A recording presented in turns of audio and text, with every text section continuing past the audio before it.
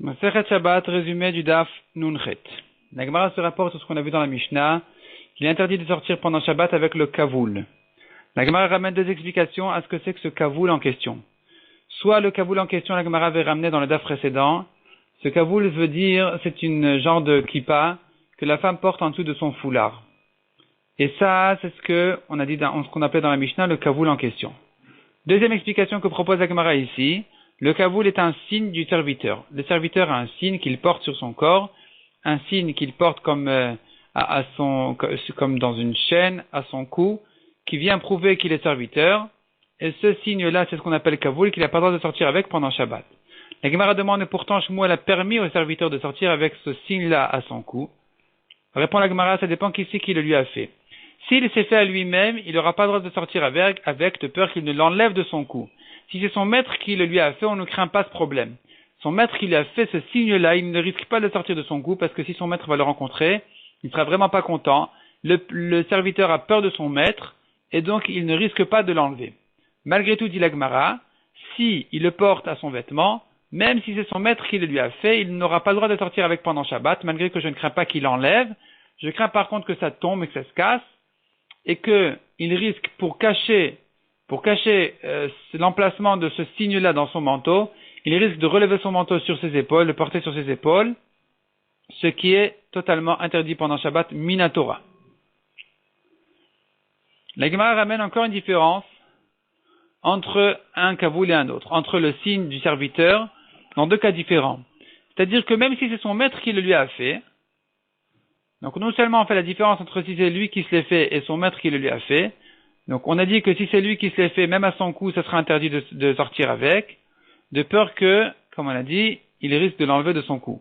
Par contre, quand c'est son maître qui le lui a fait, on ne craint pas ça. Malgré tout, dit la Gemara, si c'est un kavoul en métal, on craint cette chaîne-là risque de s'ouvrir, de se casser un petit peu, et que le serviteur risque de la ramener à son maître, parce qu'il aura peur que son maître lui dise pourquoi tu ne l'as pas gardé. Si c'est en ciment, en argile, alors on craint pas ce problème. Parce que ça ne vaut plus rien. Dès que c'est tombé, ça s'est détaché, ça vaut plus rien, il n'a pas besoin de ramasser, il n'a pas peur de son maître. Mais si c'est fait en métal, alors ici il doit craindre que son maître va lui en vouloir qu'il ne l'a pas ramené, il sera énervé sur lui, et donc il n'aura pas le droit de sortir avec pendant Shabbat, justement parce qu'il craint son patron, et donc il risque de le ramasser. La Gemara ensuite rentre un peu dans les détails, ramène une longue braïta. La braïta, ici, elle traite 4 cas. En fait, ce sont des cas qui se multiplient. Nous avons d'abord le signe du serviteur, où la braïta dit, il n'a pas le droit de sortir avec à son cou. Donc, comme on a dit, il s'agit de métal, et qu'on craint qu'il risque de ramasser s'il est tombé. Ni à son vêtement, comme on a dit, il risque de remonter son vêtement sur ses épaules.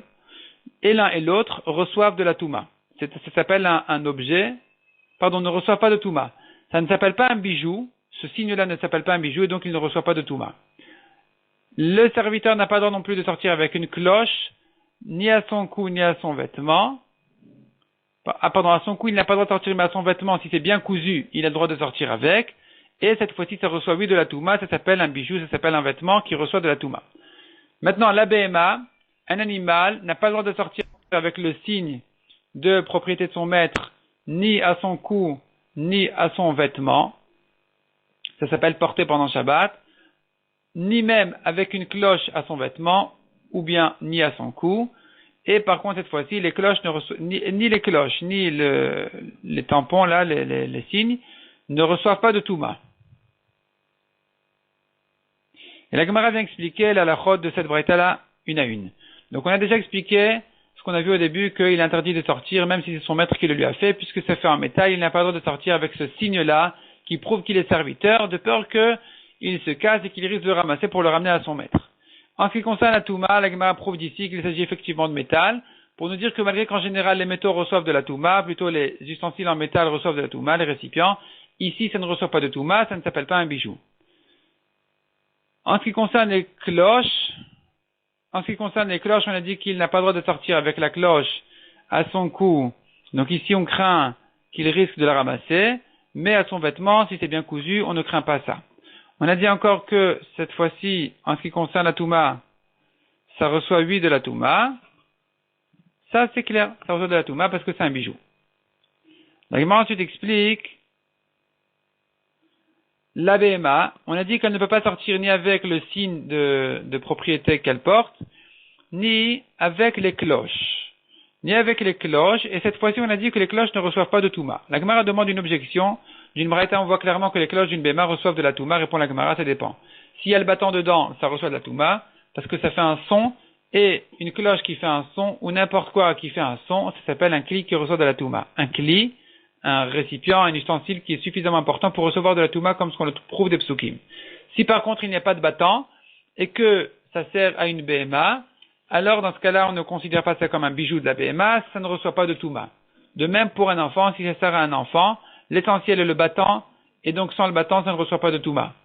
Si, par contre, il y a un bâton, ça reçoit de la Touma aussi bien sur la BMA que sur un enfant. Pourquoi? Parce que ça ce qui fait un son reçoit de la Touma. Par contre, pour un adulte, même sans bâton, ça s'appelle déjà un bijou, et donc ça reçoit 8 de la Touma. Donc, conclusion, un adulte, ça reçoit de la Touma même sans bâton, un enfant, ça ne reçoit pas de Touma s'il n'y a pas de bâton. Un enfant ou une BMA, il faut qu'il y ait le bâton pour que ça reçoive de la Touma. La Gemara continue et ramène dans une braïta, on voit que si le bâton est sorti, la Touma reste dessus. La Touma reste sur la cloche. La Gemara a beaucoup de mal à comprendre cette halakha. Pourtant, on voit ailleurs que la cloche avec son bâton sont considérées comme attachées. Donc, sous-entendu, dès qu'ils se sont séparés, c'est comme si la cloche était cassée. Une cloche qui s'est cassée ne reçoit plus de Touma. Pourquoi est-ce qu'on dit ici qu'elle reçoit la Touma encore une fois que le bâton est sorti? Répond la Gemara. La Gemara propose une première réponse qui est repoussée. Et enfin, la Gemara répond que non. La cloche, elle peut servir d'utilisation même une fois que le bâton est sorti. On peut s'en servir quand même. C'est considéré quand même comme un récipient suffisamment important pour recevoir de la Touma. Parce que, soit, on peut s'en servir pour faire un son en la tapant sur de l'argile. Soit, on peut s'en servir comme verre à boire pour un enfant. Et donc, ça s'appelle que elle ne s'est pas encore cassée, même si le bâton manque. Ça s'appelle encore un kli. C'est pour ça qu'il peut recevoir de la Touma. On ne dit pas que la cloche s'est cassée complètement et que dorénavant c'est tahor.